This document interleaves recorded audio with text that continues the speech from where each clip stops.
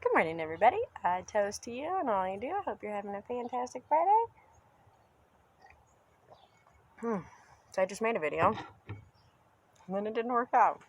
Hit the wrong button at the last minute, and I hate when that happens. But for me, that's always a sign that either I'm ranting or rambling or talking about the wrong thing. And I think that I had just kind of gotten things in the wrong order, I guess. So the other day we were talking about practicing magic and not just reading magic. And then I kind of challenged everybody to go out and to recognize the signs of fall. It's just like a simple, this is something we can do to help get in touch. But today let's actually talk about some magic and doing some magic. And yeah, so some basic magic. We're going to talk about candle magic today because it's super basic. We can get there easy and not take forever, I guess. It's a good place to start. Everybody talks about meditation, and that's not very much fun. When you meditate, you don't really feel very witchy. You just meditate. And it's really good for you, and you should do it. And everybody should practice being grounded and grounding and getting at one with the energy of the earth. It will really help you in your magic. So once you practice grounding and meditation and kind of getting your brain into that mindset, the next thing is casting circle. You hear about this, and they're like, you read about it, all that stuff, whatever. So casting circle is really important in order to not only make your space ready and prepare that sacred space for magic, but also to, again, prepare your brain. As you go through the activity of grounding and then casting circle, you are putting your brain and your energy into the mindset, into the activity, into the mode of doing magic. And so that can really, really help your magic be more productive because you're creating this environment and you're believing it more, which is putting that energy into your magic, which is then spreading that out into the world, and it is making everything just that much better. It doesn't have to be super elaborate. Most traditionally, casting is either done by sweeping your space, by salting your space, or smudging your space. Or all three, or a little bit of both. Some pick and choose, depending on the type of magic. Sometimes I'll sweep and then salt, or sometimes I'll sweep and smudge at the same time, just kind of depending on what's happening. When we do our big spring cleaning as a family, I'll sweep with the besom, and one of the kids will come through with the smoke and cleanse with the smoke, and then somebody will bring a candle, and somebody bring a bell, and we'll cleanse in a lot of different ways, just to make that space sacred. But it's really just about getting your mind into that. When you cast circle, you do it clockwise, just like the rising sun moves from, east to west. You move from in that same clockwise circle because we're creating, we're casting, we're making, we're going out. Creation. And then once you have your space created, let's just briefly. So sweeping your space can be done like literally with your house broom. It can be done with a magical besom, which is a magical broom, like that you've created for magical purposes. It can be done with your hands.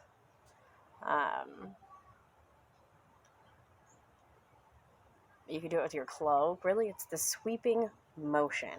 And normally you say words with it, like I sweep this space, I cleanse this space, I make it ready for magic. Normally they're a little more chanty than that.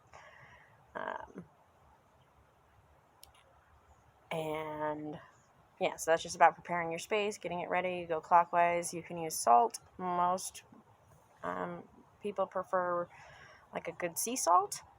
I would just be mindful that you're getting your salt from a reasonably sourced place.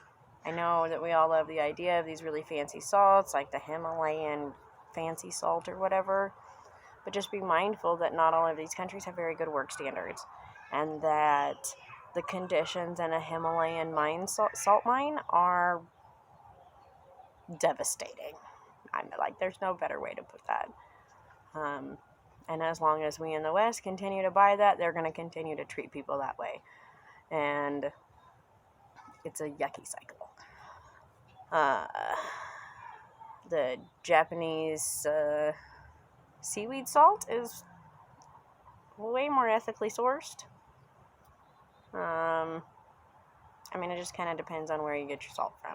So just be mindful. If you're buying salt for magical purposes, and it's not just like kitchen salt, but you're buying salt for magical purposes, make sure that you're getting it somewhere where it's ethically sourced. And don't buy the pink Himalayan salt because it's pink and it's cool looking without knowing that it's responsibly sourced. I mean, I imagine that there might be some pink Himalayan salt that comes from salt mines that's not horrible slave conditions, but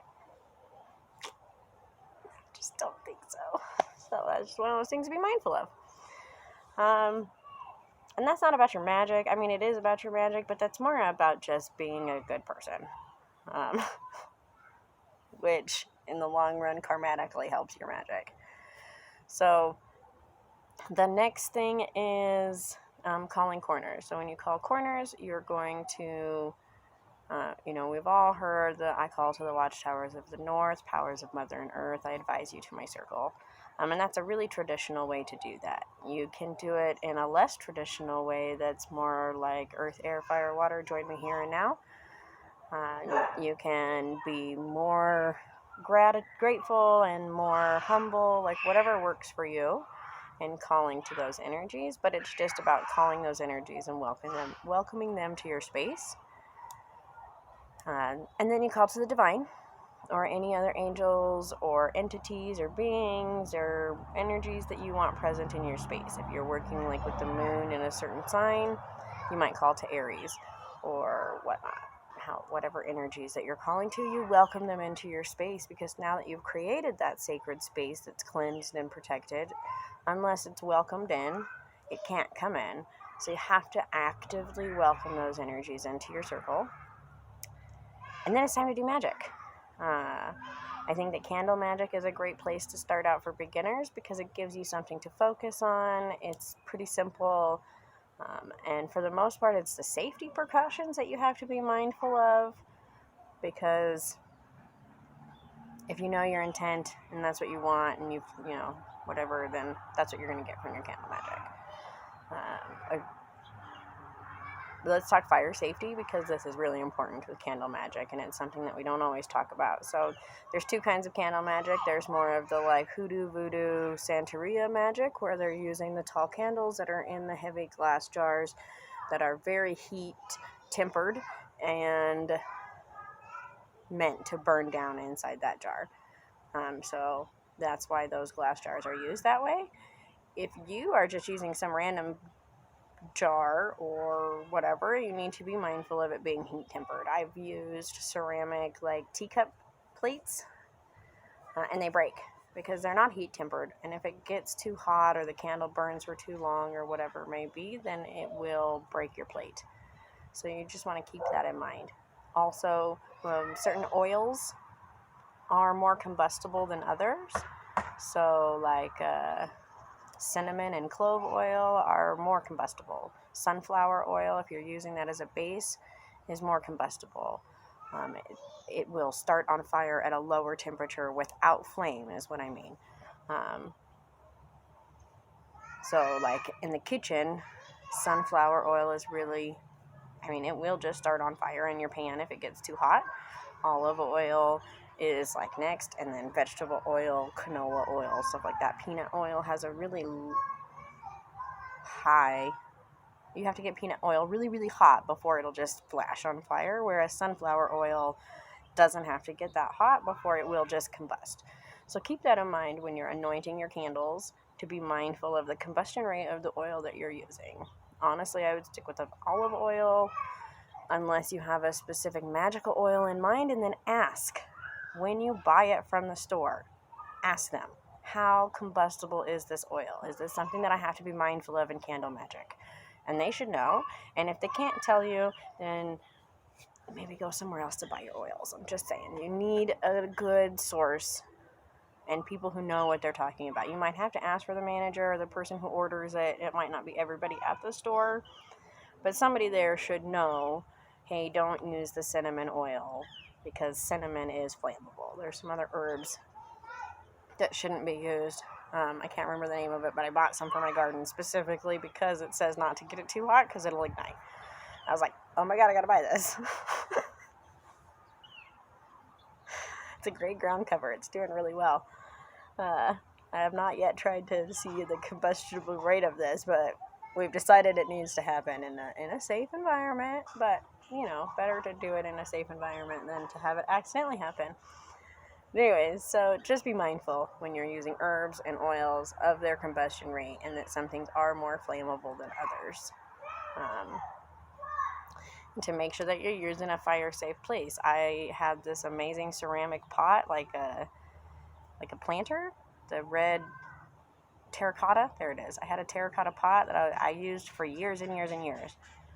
And then one day I had a candle spell going on in there, and enough of the wax dripped down to the bottom, and it just happened in such a perfect way that it got hot enough that the whole thing just broke into pieces. And I was sad because it was a really cool terracotta pot with like frogs carved into the sides. It was really cool, but it got too hot and it totally broke into pieces. And luckily I was not far from it, so when it broke I was able to like come and clean up the mess. But like my dad lost an apartment when I was probably 12 because of a candle that was left burning. So it does happen. It is very realistic. Fire is dangerous. So just be mindful when you're doing that. Also, open up some windows so that way you're not setting the fire alarm off when you start burning those incenses. Like, you want to let it out. And keep it simple. I mean, the most productive candle magic spell I've ever had was probably one of the first ones that I did, and it still works today, and it was a prosperity spell to make sure that I always have what I need. And literally a green candle, olive oil, basil. I anointed it. I said the prayer. I did the circle and all of that, and then I said the little prayer, and I said, just please help me to find prosperity when I need it. And it does. It still works out to this day. If I am in a dire situation, something will present itself so that things work out. And I can't rely on that, but I know. And it does happen. And so, but it was a simple spell. It was super simple. I was like 13 and did it and really believed in it, and it worked out, and it still works out. And that's how magic can be. If you believe in it and you keep it simple and you just do it and you really focus your energy, that's what will come of it. That's why they always talk about your intent is the most important thing when you're doing magic, because if you are like, I want this, but you're thinking about that, and you're trying to do magic for this, then that's what's going to happen, because that's where your brain is. So you just have to focus in on what you want and know that that's what you really want. I work with the fairies a lot, and the fairies are really quick to be like, well, it's just like all of those things, movies with the leprechauns or the funny wishes where you're like, I wish, and then they give you your wish. You're like, oh, this isn't really what I wished for. And that's how a lot of the magical energy is. Kind of like, neener, neener, neener, be careful what you wish for. So keep that in mind when you're doing magic. If you're not specific in your intent, like I love people who are like, I need a prosperity spell. And then they get pregnant and they're like, this isn't what I wanted. I'm like, well, that's a form of prosperity. For nature and energy in the natural world, more babies is prosperous. So be careful what you wish for. Be specific in what you're asking for. And yeah, so then the last thing after you've done your magic and you've done everything, I always either toast or make some kind of offering, some kind of form of gratitude to say thank you to the energies that I've called, and releasing their energy and saying thank you and welcoming their help, and then also closing your circle. So you either close or open depending on what kind of magic that you're doing. When you're doing a ritual and your intent for the magic was to honor this energy or to do something specific or whatever, charging, whatever it may be, if you're doing it and it's staying in the circle and then you're done, when you're done with the magic, you close the circle. You go counterclockwise because we are closing this space and we are done with this. And you think of it like we dug our hole, we opened up our space, and now we're going to close our space. If you're doing magic that is, like I did a spell to transform the nasty, racial, gross energy into something productive. And when I was done with that magic, I opened my circle and I did it in clockwise because I'm releasing that energy and I'm pushing it out into the world and I'm sending that out to do its work outside of the world. And so then you go clockwise and you open your circle. And I do see some confusion into that. But just keep in mind that if you're sending out, you go clockwise. If you're done, you go counterclockwise. Yeah. So I feel like those are the basics for candle magic. You know, your herbs, your stones, your colors, all of the... Oh, just one last note. The color of your candle. There are people out there who are very, very specific. You can't use black or white or blue or blah, blah, blah, or whatever. And that's a preference thing.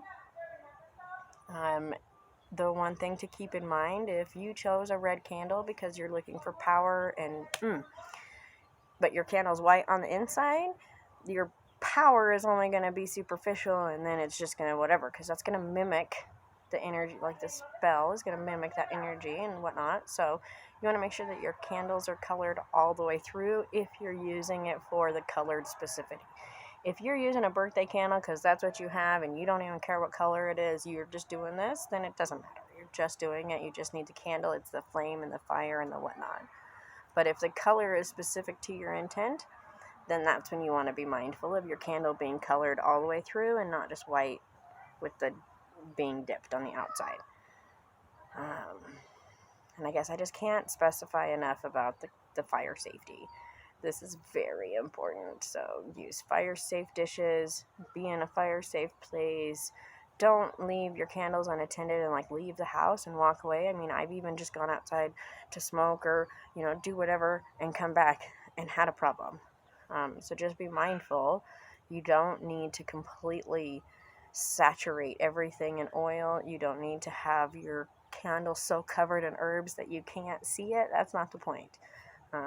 Safety first and intent second, and then magic will happen.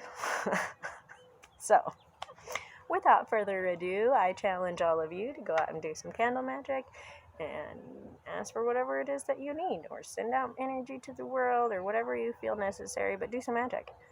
Light the candle, watch the flame dance, if nothing else. So, toast to you and all the candle magic that you do. Oh, don't forget to like and subscribe. Many toasts.